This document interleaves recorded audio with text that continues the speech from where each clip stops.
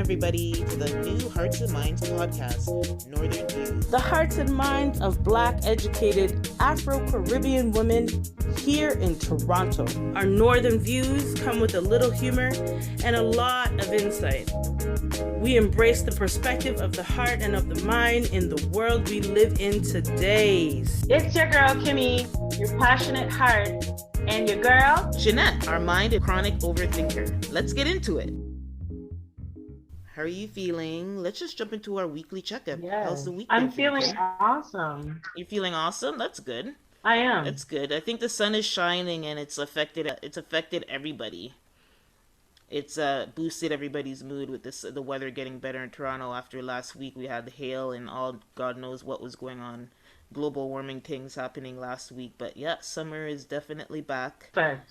It was very hot today, which was beautiful. Well, for me, this week, I felt really rejuvenated because we had an opportunity to use our creative juices, and it was so lovely to hear our first episode. So it had, it was eventful. Nice.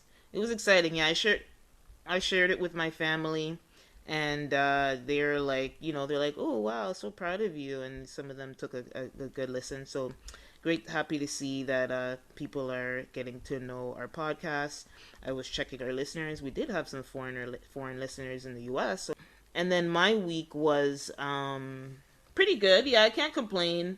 Work is smooth sailing. Weather's good. Family's good. Can't ask for more, all things considered. So the only last thing I think that would really be the extra mood booster is for Ontario to open back up, because unfortunately, like we were talking about last week, just like, we went in, we're like, if they don't open Toronto, shit's gonna be real. But they kind of did a nice, they did do kind of a nice little, not nice, but they kind of gave us a little bit of a light at the end of the tunnel. So what now? It's 2 weeks? What did they say? They were estimating that by the middle of June, which is coming up shortly, so in and around June 14th, that they'll fully open everything up. And it's great that they're going to do that, but it's a false hope without actually saying that you're extending it until June 14th. He doesn't want to say the words because those words are fighting words around here. But it's nice that we have the light at the end of the tunnel. For real, it's coming close and it's summertime, so people definitely want to get out and have a good time in the hot sun before we're locked up again. For the big W, I'm not going to say it, but the big W.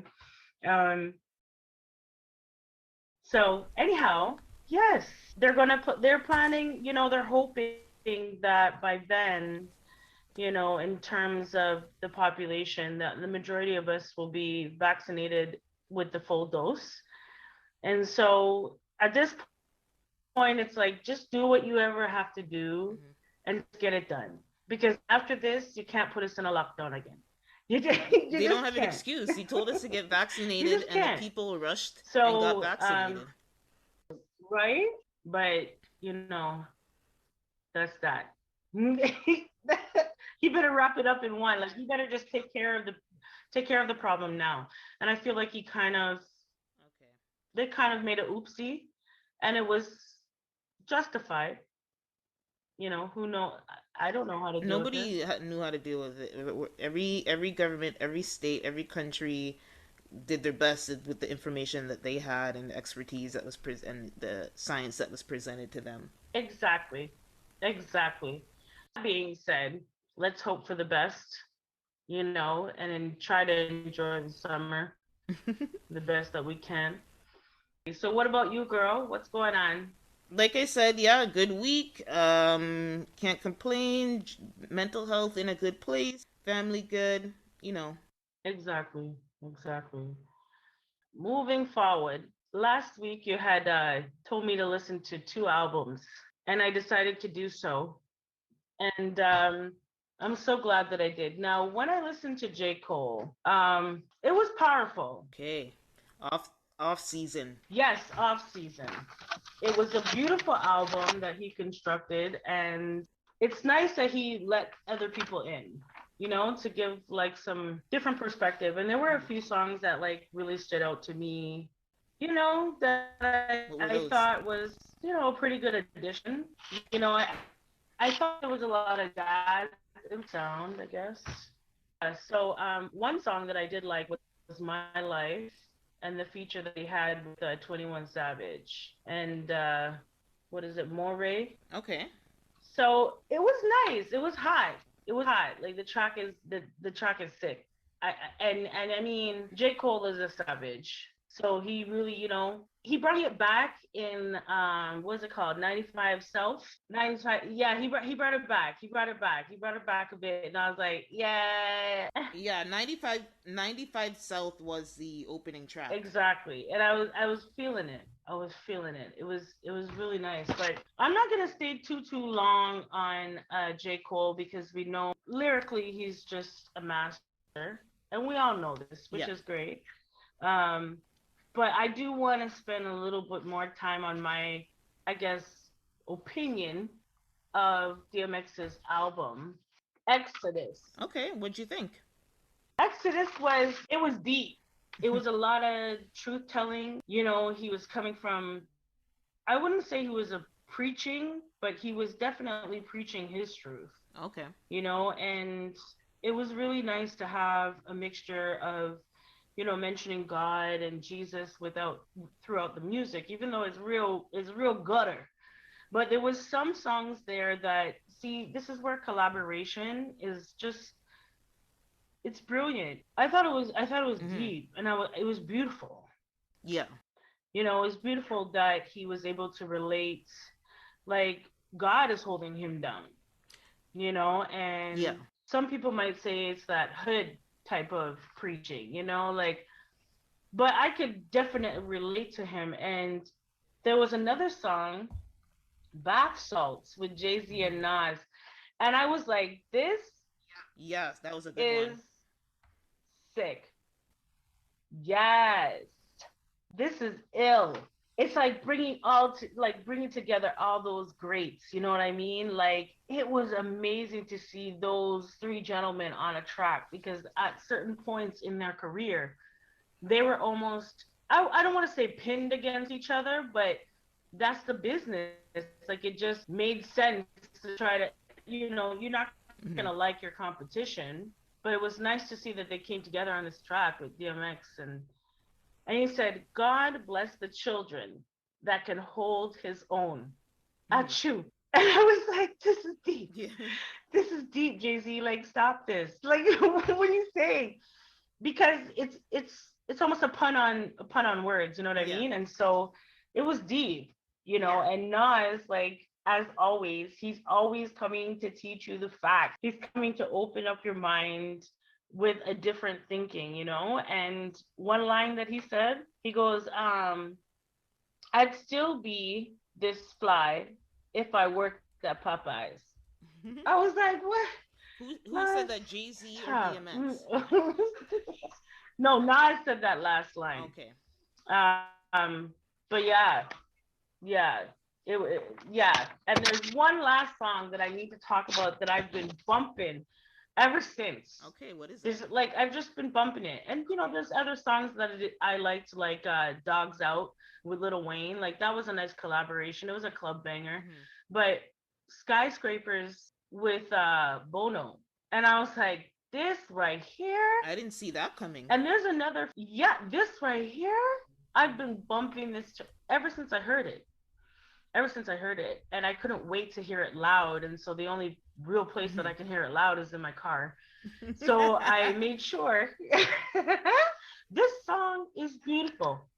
This song is beautiful, and there's another Okay. version that had Kanye West on it, and I found that to be really, it was really propelling. Like I had to watch it. I want to see this video. Like I have to watch how Kanye would express himself in these lyrics because it was really Mm-hmm. something you should worry about. Like it sounded kind of like a suicide letter. Like it sounded kind of strange. Like it kind of sounded strange, but anywho, it added to the other verse. Mm-hmm. But my original favorite is with DMX and Mm-hmm. Bono. And obviously DMX had to, pretty much end it off, with Yes. a prayer. And it was nice to hear him Mm-hmm. pray.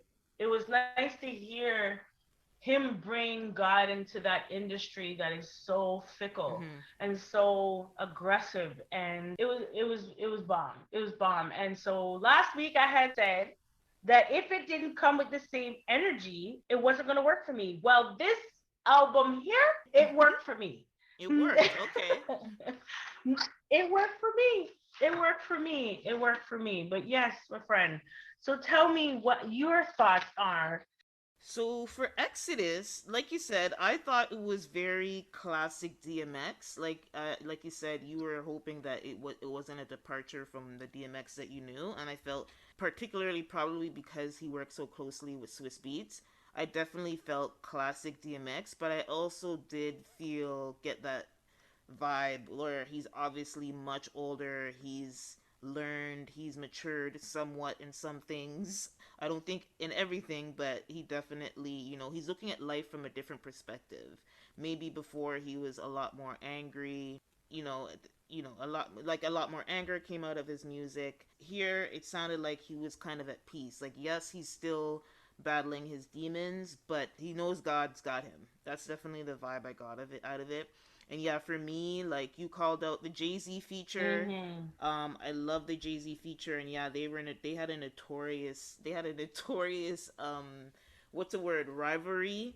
And it's so funny. I saw this clip of Jay-Z on LeBron James show, and he addressed it. He's like, this guy was so competitive with me. I don't know why he was so competitive with me. Yeah. So even Jay-Z called that out, like you said. Another one that I love that you is I think it's the intro with Cameron. Cameron comes on, and then the locks. I was like, this is. It was giving me very much New York underground hip hop, hardcore. Like remember like in the Yep. mid to late. Well, I'd say Yep. the late '90s with the locks. All these groups like hardcore, hip hop, and it was, I mean, that's his roots, like underground freestyle kind of rapping, and I love that Cameron opened for it. That was just like so nostalgic. One thing I did notice is his voice is different. Like his voice is like he's been a heavy smoker for years, and it just got worse, I guess, with age. It was a little bit. I was like, it was drastically different. Where I made a note of it. And then also the feature with Lil Wayne. Lil Wayne, as usual, was rapping his ass off. I felt like Mm-hmm. he gave As DMX. usual. Yeah, he gave him serious. Exactly, that's what I was saying. He gave him serious Serious bars. He didn't give bars. him no He gave him some lay bars. type He of did. like here, take the feature. Like he went in on that feature. Also, there's a line at the song that you mentioned with Alicia Keys, "Hold Me Down." Oh my gosh, it's like so. He's like, I know I've done some shit, but I ain't no dummy because God loves me. And I was like, like yes, you're battling. He's obviously had a struggle with his demons from before he even got into the music industry to the point of his death, but he always leaned on God, and I love that about his music. He never was shy to let you know, like, listen, the reason I'm still here is, It's the Lord, because of God. because of And God, he and I'm knows gonna let it. you know. And then another one that really touched me, was the letter to my son, which I think is to his oldest son, where he didn't really have the greatest relationship with him. And I didn't write down the lyric, but he's pretty much saying like, yeah, you never, at least I may have been a mess up, but an f up, but at least Mm. for me, you didn't touch drugs because you already saw what it did Yeah. to your father. So and then he said some other things in there, but I was like, ooh, I felt it. That song, I definitely felt that one, featuring Usher on it. It's pretty very, and I think it's one of the later tracks too. Yeah, it was deep. It was like a combo between a father and son. Yeah. Like a combo that he always wanted to probably have with his son.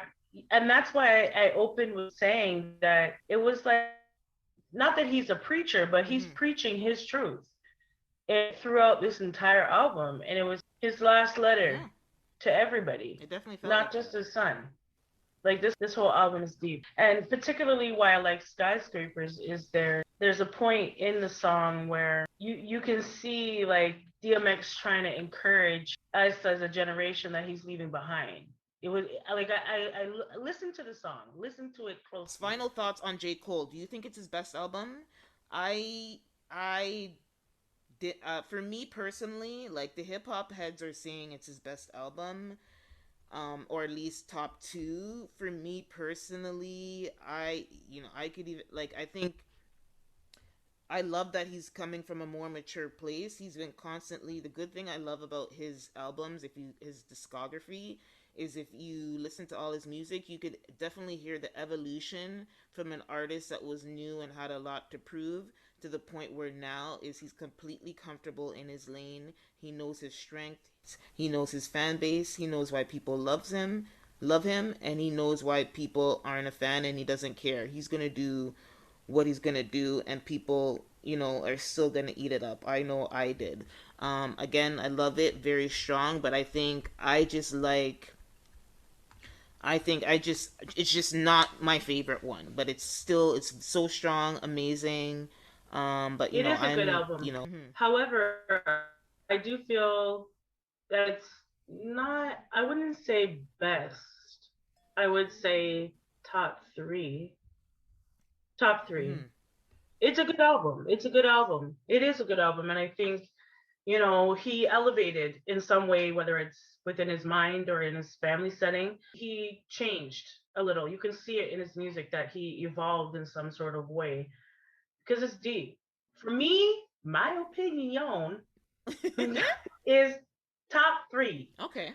for now, unless he comes out with something else. Okay, Mm-hmm. I that's solid. I agree. I put it there too. I definitely put it in the top three. So Okay. let's get into our next segment, Wagwan for real. And so on this week, I wanted to talk about the tennis player Naomi Osaka versus sports media and the whole tennis sports association. And I feel for this girl. I really really feel for this Yeah. young lady. So pretty much just leading into the French Open. And I was just going to read the statement that she initially posted. However, True. I want to set it up. I want to set everything up, and then we can kind of get into it. And so first of all, Naomi released a statement on her IG before the French Open saying to protect her mental health. I want to stress this. Her protecting her mental health, she would not be speaking to the press. True. And she understood in that statement, she does mention, yep, in that statement, she does mention that she knows she's going to get fined, but she often feels like, the media, the media kind of questions her confidence. She wants to go in the most, not only physical best shape, but mental best shape to get through the tournament. So she said typically doing these press meetings are not conducive to her being at her optimal mental state. So she Right. was doing this knowing that she got fined. She knowingly they did fine her. Right. She after the first round they did fine her, but not only did they fine her, eventually the people who are running the tournament came to her and said if she continues not to speak to the press, not only will they fine her additionally, they will also that could eventually lead to her being defaulted. So basically they'd kick her out of the tournament and she wouldn't place or get any of her like prize money or whatever, right? So she paid 15K. What's 15K to her? Like she knew, but this young lady, she broke out on the scene. I would say 2018, and just last year alone, she made in endorsements and in tournament prize money over $55 million. So what's 15K to her? That's chump change. So she said, you know what? Take this 15K and I'm going to protect my peace. Yeah, I agree. And you know what? She deserved that. I don't think there's anything wrong with that. I mean, I understand both sides of the coin. They want their top. She is actually the top, at least the top three, ranked at top three. Maybe I think at the beginning of this year she's top ranked the top two, female, tennis player. So they want her to play because that gets them more attention, more views, more advertising. You know, she's a prime player. So they, if she's not speaking to the media, that's a huge deal. But you have to understand, lately the sports media is trash. Like outside of like celebrity media, I feel like they're the most vulture, like the most, they act like the vultures the most after I'd say celebrity news. And basically, you know, the media was trying to kind of attack her to be like, well, you know, yeah, you know, the media was trying to attack her because they're saying, well, you're an athlete, you're supposed to like talk to the press, to talk to your fans and people who are passionate about the sport, and you know, basically saying that she has to do it. At the end of the day, to me, an athlete is there and they get paid to come on the court and play the game and be and let spectators and fans of the sport enjoy it. Exactly. I mean, if you're going to be going, and the thing is, they've been straying away from tennis because when she's interviewed, they're asked, you know, she knows they're going to ask her about Black Lives Matters. She was very visible. She was very vocal about that last year. They're going to talk about Stop Asian Hate. They're going to talk about all these things that might even be, not even be related to tennis. They might talk about her relationship. She wants to go there and play the game. And then there again, Serena's in the tournament as well. They're trying to pit this young lady against Serena, and how she said at the beginnings, I am a fan of Serena. She is my idol. Right. She is a person I looked up to as a young tennis player. And the media has just been constantly trying to create this divide between the two of them. And I'm so happy that between her and Serena, they didn't feed into that. But they have been pushing Exactly. for that. And she just wanted to go there and focus on her game. So, and another thing I don't like is with Serena, when she was playing with Serena in 2018 and she beat her, I think, at the US Open, and like she was bawling and, you know, she felt bad because, you know, that's her idol. And there was just like a weird, I can imagine that's a jarring feeling for you to come up as a young Hmm. tennis player and play, not only play the person you looked up to, but beat her and not be the fan favorite. So I could, there was probably a lot of information, but the media loved her because they're like, okay, here's the young woman who's gonna beat Serena and put her in her place. And so they were like touting this girl to be like the next best thing, which she is. She's proven herself. She legit is, and there's no competition. She's just a younger Serena. There, you know, it'd be really hard for Serena in her late 30s to beat this young lady who's like in her early 20s. Exactly. But now that she's being vocal and speaking up for herself, now they're treating her like the other black players, like Serena and Venus. Is like, oh, you don't want to talk to us? Who do Exactly. you think you are? And it's like, listen, she has a right to do that. She's willing to pay the fine. She doesn't owe you guys anything. Because my thing was saying is like, if she, obviously there's a problem in the system. So I think for the young players, what they should do is give them media training when they're in the young Yeah. in the youth circuit, so they're prepared when they come out into the big leagues and they're playing the more top ranked players as they get into the above 18 tournaments. They're prepared to deal with that. It's a lot to come. So you're asking these young players to be bombarded with all these questions and you don't prepare them, and they're not allowed to opt out.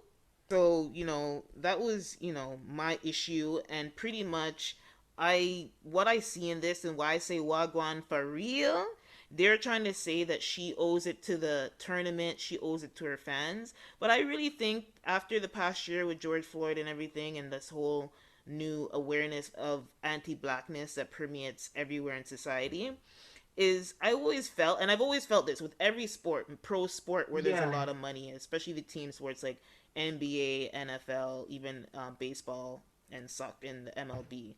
I've always felt, especially in the US, they always had kind of, I've always felt like it was a slave master model going on with their black players. Like this whole shut up and play Right. mentality that the owners have, that the sports media have. It's like the athletes can't have a voice. Even though you're harassing them and talk to them, the minute they talk about something that's important to them, you tell them to shut up and play. No. They have a right. If you are going to stick a microphone up their nostrils then you should let them say what they have to say in addition to them answering your questions. And so, and I just wanted to also say there was that recently in the NBA, there's been incidences with fans throwing popcorn, spitting at players, doing all these things. And again, like these people who are doing that need to be fined. They need to be fined a lot of money. Just banning them from games isn't enough because they can get other people can buy them tickets like and they can still show up. You're not going to remember who that person is or whatever. Maybe they wear Yeah. I don't know, glasses and a wig and still find their way in there. So I just feel like they need to do more to protect players and players like Naomi Osaka or Marshawn Lynch or anybody who feels like the media is um, disrupting their mental health. Give them space. Or if they come, just say, ask about the games, no personal questions. The sports media reporters need to be contained because there's obviously a problem with all these recent reports. So yeah, what were you thinking? What were you gonna add? Yes. Um, so what I was thinking was that anything that you have to do to maintain your mental health, do it because it's not like she's not wealthy. It's not like she is going there for the love of money. So she did what she had to do, and that's that. Lump it or like it. Everybody Mm-hmm. can have a day off from their job, especially if it has to do with your mental health, especially in the time that we're in. We should be very kind towards people who understand their limits and understand when they need to decompress, and that there's certain triggers. I think she did what she had to do. In terms of the sport, you don't see many that are like Serena, that are like her. So for some particular reason, there seems to be an extra push to be combative with those players. I don't know Yeah, we why. know why. We know Yeah, we why. all know why, but so there's no point in really addressing why because we all know why. But she did what she had to do, and you know what? We're gonna keep it pushing. She got her day off. Yes, exactly. Yeah. I was just gonna I was just gonna read what she said after. So basically, at the end of everything, she volunteered withdrew herself from the French Open, and then she released this statement, and I'm gonna read it on her Instagram. She said, "Hey everyone, this isn't a situation I ever imagined or intended when I posted a few days ago. I think now that the best thing for the tournament, the other players, and my well being is that I withdraw so that everyone can get back to focusing on the tennis going on in Paris. I never wanted to be a distraction, and I accept that my timing was not ideal and my message could have been clearer. More importantly, I would never trivialize mental health or use the term lightly. The truth is, the truth is that I have suffered long bouts of depression since the US Open in 2018, and I have had a really hard time coping with that. Anyone that knows me knows I'm introverted, and anyone that has seen me at tournaments will notice that I'm often wearing headphones, as that helps dull my social anxiety. Though the tennis press has always been kind to me, and I want to apologize especially to all the cool journalists that who I may have hurt, I am not a natural public speaker and get huge waves of anxiety before I speak to the world's media. I get really nervous and find it stressful to always try to engage and give you the best answers I can. So here in Paris, I was already feeling vulnerable and anxious, so I thought it was better to exercise self care and skip the press conferences. I announced it preemptively because I do feel like the rules are quite outdated in parts and I wanted Definitely to is. highlight that. I wrote privately to the tournament apologizing and saying that I would be more than happy to speak with them after the tournament as the slams are intense. I'm going to take some time away from the court now, but when the time is right, I really want to work with the tour to discuss ways we can make things better for the players, press, and fans. Anyways, hope you are all doing well and stay safe. Love you guys. I'll see you when I see you. And she said what she had to say. She said what she had to say. She did what she needed to do, and they can carry on without her. She's gonna be just She fine. is gonna be all right. She said Nonsense. he better get. she knew exactly what to do, and she did what she needed to do, and that's that. So can we not speculate on the choices of a black woman? Just a minute. Right? Like for just a minute. Just a little, like just a little, Which I feel just a like teeny little bit. segues into something else I wanted to talk to you about. So I was hoping that we could go into our workout. We need to work it out here, Jeanette. We need to work it out.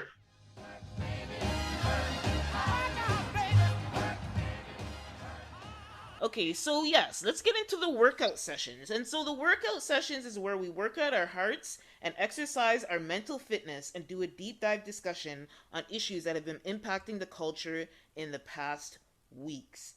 And so, like Kim said, she wanted to bring something to the table. So I'm gonna let her intro it and we can get into it. All right, listeners. So, what I wanted to speak about was Monique and the bonnet situation.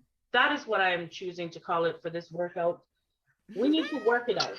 The bonnet. Let me put on my On my bonnet for this bonnets, one. I have to put it on just before I go sleep.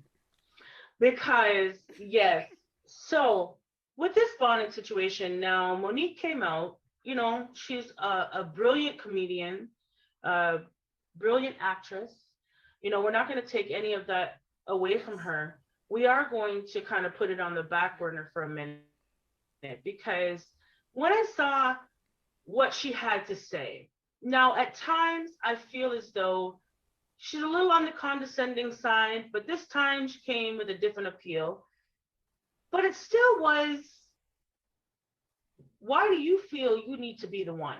Like, why do you feel you need to be the one to address the masses about this, I guess, epidemic that she seems to be seeing with bonnets constantly around on younger black women and stuff. And so I don't know why she feels that she needs to be the one. And one particular Kim, let me, you know what we should do? I'm going to play the video for our listeners.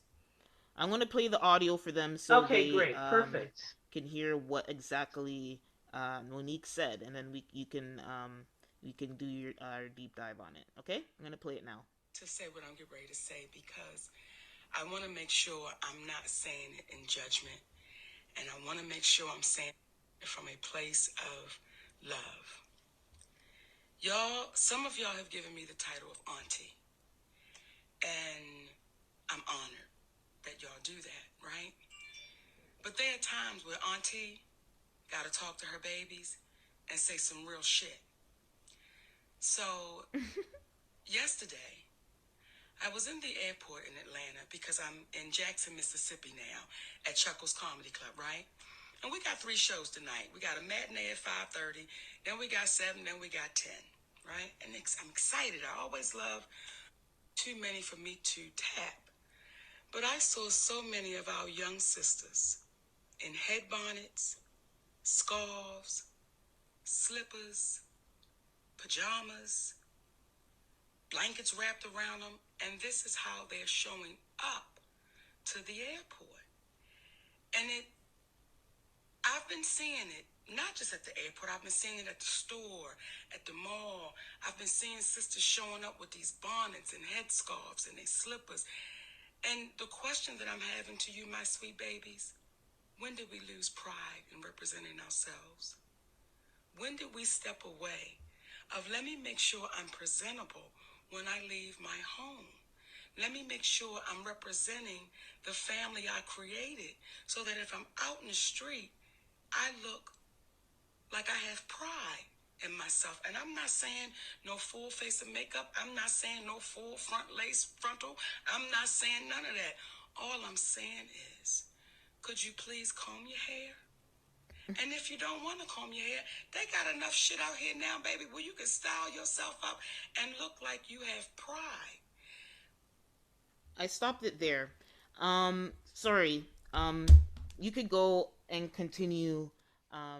Right. So my thoughts on Monique is that I agree with her, but I also have to ask myself many questions. And one of them is, who are you to be the one? Because there's different stereotypes that have labeled Black women, was what Monique started her whole career on, which I find interesting. And then I need to ask myself, is this a generational thing? You know, seeing that she is older, maybe the newer generation doesn't seem to have a problem with that. For myself, I have to ask myself one more question. Is it a cultural thing? Because within the West Indian culture, I don't see that a lot. Not in the respect of walking around in your bonnet or your headscarf or whatever. I've seen it when many Black women of the West Indies go to bed, but I don't know. It was just taught to me from an early age that when you go out into the world, you need to come with your best self. And that doesn't include a bonnet or, a wrap. Mm-hmm. So I asked myself these questions. Here's the thing. So So are once you I saying say that to you myself, agree with her? no, I don't agree with you because it's none of your damn business. At the end of the day, there's so many things that are going on in the world right now that are more important than the Okay. woman walking in the airport with her bonnet on. Like, if you don't like it, keep it moving. I don't think you're really, once I've asked Mm-hmm. myself these things, like generationally, if that's what you feel like doing because that's the generation that you're from, kudos to you. But who are you to tell the younger generation that they're not doing that? Yeah. It's not really your say, and you need to judge them less. But one thing I will give Yeah. Monique is I think the conversation that she's trying. To what level do I find pride in myself? Are you willing to go out in the bonnet? We don't know what everybody's situation is. You never know. That could be a cancer patient for all you know. But whatever pride that you have in yourself is what you have in yourself. And if you feel confident enough to do it, who is anybody that's coming through at the airport to tell you not to do it? So I disagree with that, but I do appreciate her opening up that conversation for us Black women to Exactly. have, Yep. because I don't feel like we should stand around judging other Black women. We've been doing that for a long time. Something different where we're not judging each other. I want to be of that Mm-hmm. caliber of woman where you want to be made up from head to toe every day, everywhere you go. That's kudos to you. And that's your business. So me opening up that conversation will allow us as women to let down our guard about that. Like, hey, girl, if you want to walk in yours, cool. But I don't do that. I wear it at night, you know. Maybe if I'm trying to slick back my hair, I'm going to wear it to slick back the hair. But that's about it. It's not Mm-hmm. taking, for me, it's like a, not trying to take that out in the outside. I'm not trying to do that. Like, you know what I mean? Because it's so, Okay. it's like, for me, it's touching my head, it's touching my face. I'm going to sleep on it. And I was just in the grocery store with the same head touch. No. Mm-hmm. So for me, sanity, just for my own sanity and kind of being a germaphobe about certain things, I wouldn't really want to do it, just comb my hair or just put on a hat. Like, put That's on a fair. hat, girl. Like, if it's that bad, just put on a hat. So with what Monique said, I do have to ask myself, is it a cultural thing? So Jeanette, my girl, what do you feel? What do you think about this? Okay, so You Monique. gotta love her. Monique can't Mm-hmm. catch a break. Mm-hmm. Monique, I don't know. Sometimes I feel like she needs to. I love her, and I do want to caveat that. I want to start like you did. Like, I am a big fan of her work. I think she is a brilliant comedian. She is a brilliant actress, and up until the fiasco that we all know regarding her and Oprah and Tyler Perry, and when she worked did the she did Precious, she's been had a very good trajectory for her career. She's done amazing things, and she Right. won an Oscar. So I definitely want to give Monique her Thank you. flowers. And Thank I'll you. give her respect. Some people are being a little too shady in terms of Thank online you. and how they're reacting. And like you said, I understand she's from a different generation. She's from a generation where, you know, the whole respectability politics thing. And that's what I'm gonna kind of bring into this conversation is I think it's a generation thing and it is also a cultural thing, like you said, no doubt. That's exactly what it is. First of all, though, I want to point out this video that I played with her. She recorded and she was started this whole bonnet debate. She's literally wearing a robe, a hang down robe, no brassiere, as she's talking down to young black women. So I want to start with that, people. I need to start with that, okay?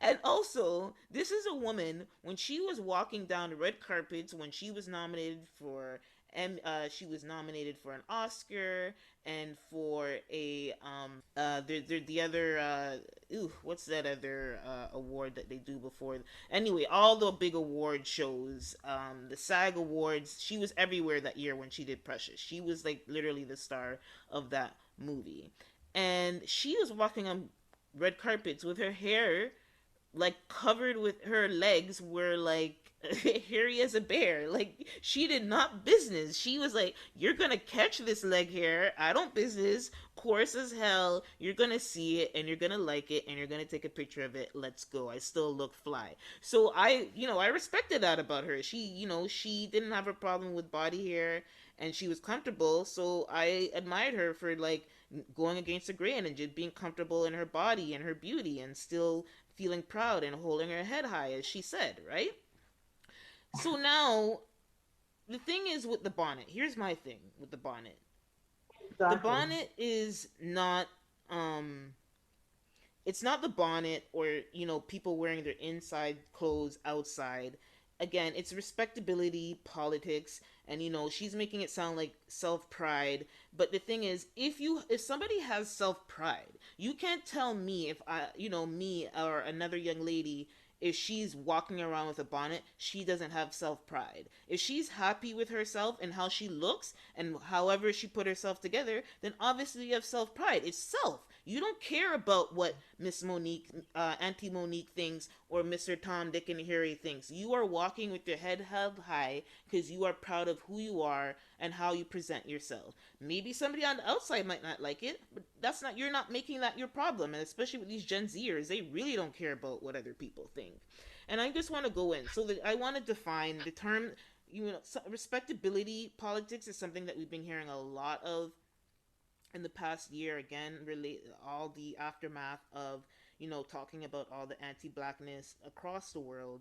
And the term is called the term politics of respectability, was first used in the context of black women, like you said, black women, the cultural aspect, and their efforts to distance themselves from the stereotypical and respected aspects of their communities.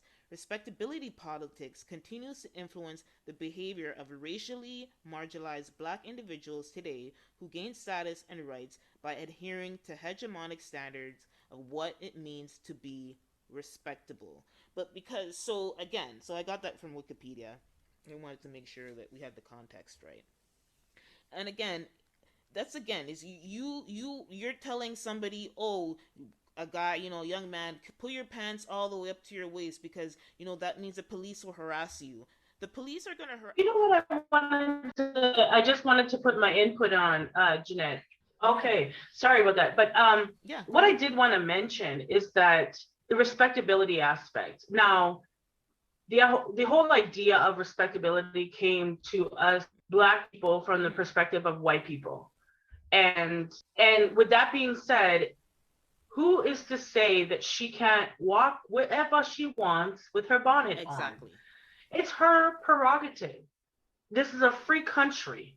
So I don't understand with your influence that you would go on this platform and talk this kind of, like, I think you should really think about the source. Mm-hmm. Like when I think of Yep. Monique's opening of her career, like her jump off, it was playing that loud, obnoxious black woman, okay, as a comedian. Let's just keep it real. Yeah. And so, with that being said, who are you now? Because you have turned into this respectable woman. What? Because your hair is gray? Now you're respectable? I don't understand. You started your career comedy. Like, we started her journey as a comedian, and she played a loud, Yes, right? obnoxious Right? black woman that had a lot Yeah. to say and was very rude towards people who were thinner than her. Turn respectable. You want me to think that that's not respectable, that you didn't walk down the street with a clean leg? Like, I can hold you accountable for a lot of things too. So I think you should let the woman go where she needs to go in her bonnet. That's her business. I think you need to keep your nose out of her business. Just keep pushing. I need to see you in a movie, Monique. Can we get into a movie?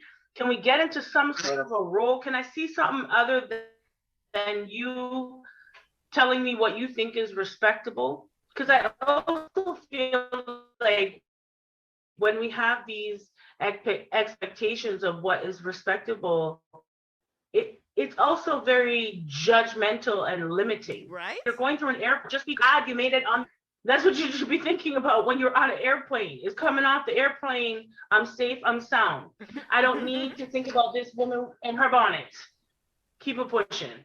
Mm-hmm. Exactly. And if you think about hygiene, again, if I feel like another reason why some of these young ladies are going into the airport with their bonnet. Remember, black women, when we go on a vacation or even a simple trip, whether it's business or a quick weekender, we're gonna get our hair done. And when we get our hair done, we're gonna spend at least 150 plus on our hair, maybe up to 200, right? So you want to keep your hair fresh as possible to where you're getting. And remember now, especially now, the plane has so many germs on it. It's like you don't want your hair touching up all the seat and everything and you're sitting down there. You just want to keep it covered, and when you get to where you go, you're going to look fly. Like, I'm pretty sure that is the situation, especially when you're in the airport. Like you said, there's so many germs, there's layovers, you're sitting down in all these weird places that everybody's sitting in. You just want to have, like, you don't want to put on your best, like some people do, like you said, but like I can completely understand why some people wouldn't, like especially now, like with COVID and everything. So I feel like she needs to again watch her leave people business alone, as they say in the song, leave people business alone. Like, let people live their life, just like you're living your life. Exactly. And something as well, as you said, other women could be struggling not only with, say, cancer, and maybe they're having hair loss issues, but there's also maybe some people struggling with mental health, like we were talking about earlier, where maybe they can't do their hair. Maybe there's something going on with them where they literally can't muster the energy to get their hair done. And she's saying watch a YouTube video. Yes, great. Some people literally can barely get out of the bed, more or less go and spend 2 hours doing their hair. Obviously, there's an underlying issue, but we need to give people grace. And again, that's something that throughout this whole year and this whole pandemic, give people grace, allow them grace. You don't know what anybody's going through. And like she said she's gonna tap them on their arm. Before you tap them on their arm to judge them, ask them if they're okay. I would hope that she would lead with that, because she followed up, she doubled down on that statement. Like, a lot of people were coming at her for that, and like you said, the same mentality. It's like, don't judge us, don't police us. If anybody's gonna judge us negatively, they're gonna do that regardless of what we're wearing, first of all. And secondly, exactly, so I'd hope she would lead that. And then she doubled down, saying, I will continue to speak my mind, and I want to talk to people, because people. And she did have a really nice story where she was talking about how Patti LaBelle must have tapped her on the shoulder when she was doing a show or something. She called her out. So yeah, so what I was gonna say was that you're talking about other, superstars that are tapping you on your shoulder in that respect. You're talking about an everyday somebody walking through and you don't think that by no means. How dare you? You don't know what that person's going through when you tap them on their shoulder. So I find it really, it's comical. So maybe she's bringing back to her roots of comedy. because I find it really comical that you are comparing, you know, other people that are in the industry that as Black women paved the way in whatever in part of the industry, music industry or not, they paved the way for you. And so them coming to you and pulling you aside, seeing that you're up and coming in the ranks in the industry is vastly different than stopping just random people in the airport, okay? And feeling as though you have some sort of say for their day-to-day life. Here you are, a superstar, okay, with a platform of your own, stopping, you know, Keisha over here, Keisha and them over here, Keisha and them, you know, and Jody Ann and them, Keisha and them, Jody Ann and them, Martha and them. Marcia. Anyhow, you understand? And them, and saying, hey girls, like, you know, you shouldn't be doing X, Y, Z. Excuse me, superstar, as you live in your mansion, okay? How about you stay up in your mansion and stop throw stones? Worry about your career. Don't worry Stop about my throwing bonnet. stones. Who are you? Like, stop. I think she needs to stop. But I will say one thing, and I'll say it again, that I will give her props for opening a dialect, a conversation between Black women and Black women. You know, because maybe that is a conversation that you've wanted to have with your girl. You know, you go to a fancy restaurant and she has on her bonnet. Nasa. You know what I'm saying? We're not going Maybe anywhere. We're not going Right? anywhere. But the minute I see, if I'm meeting my friend somewhere, we're gonna go have cocktails or have brunch, and I'll be like, what is going on? Is everything okay? Are you okay? Mom. What's going on? You didn't leave that in the car? Okay, sorry.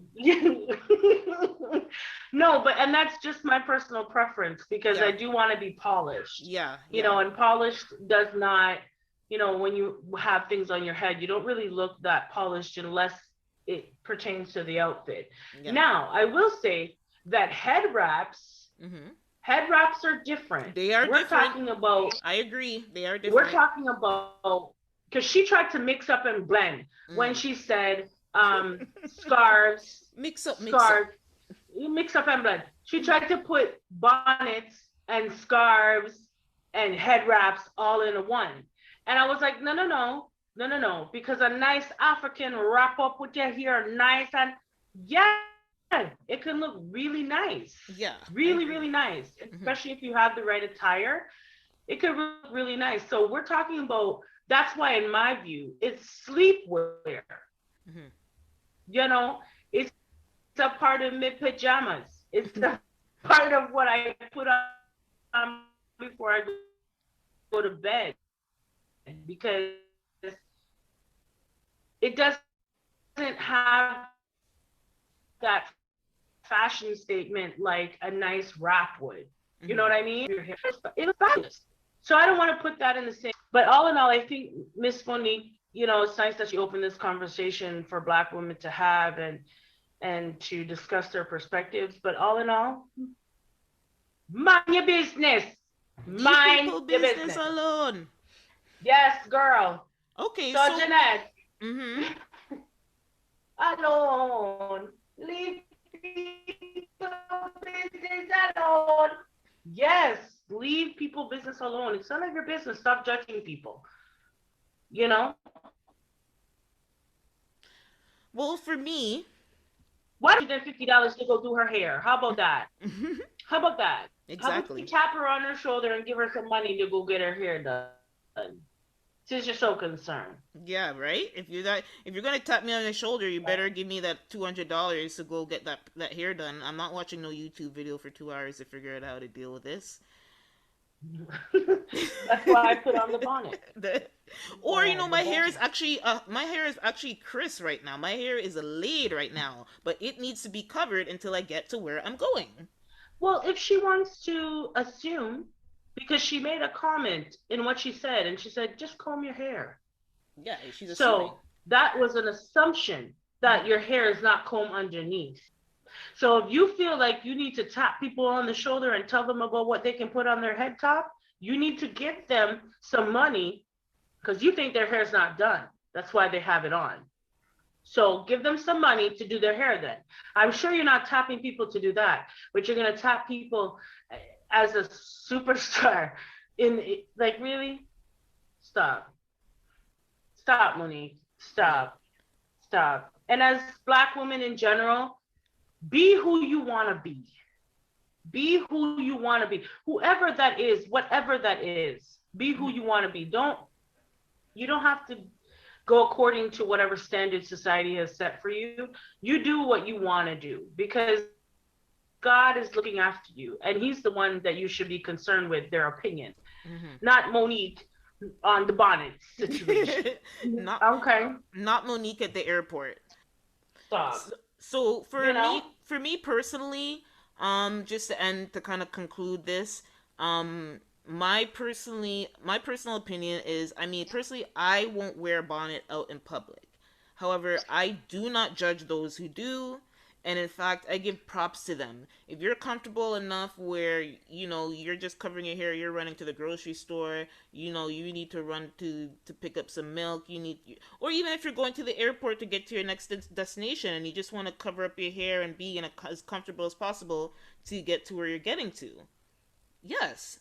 I mean, all the power to you, please do. And I don't think anybody should look down on them. I don't think anybody should judge them. We should all carry ourselves with self-pride no matter what we're wearing. And if anybody's going to judge you in a bonnet, they were going to judge you without it anyways. So that's my thought on that. And anyway, even though Monique, like you said, started this conversation, I do not agree with her, but I do wish her the best. And I'd love to see her getting some more roles and kind of moving past that whole disaster and debacle that she's been living through with, I don't know, being blackballed, dealing with, you know, she's just had a lot of contention in the media. And I hope she's getting to a better place and her career continues her career continues and she starts getting the roles that she wants to get, hopefully. We'll see what happens with her. All the best, though. Exactly. Yeah, I agree with you on that. And I hope that Monique's career just, you know, continues to thrive. And I took what she said in. Whether I agree with her or not is a whole different discussion. However, I do wish her well. Yeah. And, you know, don't judge. Don't judge. Try not to judge. Have more grace, like we said earlier in the podcast, was have more grace for people. Because you really don't know. You really don't know. And really, it's none of your business. So keep it pushing. Be about your business. And focus on your business because your business is important too. Yeah. So, yeah. But anyhow. Okay, so that was our workout session. And I think that brings us to the end of the show. If she wears a bonnet to bed.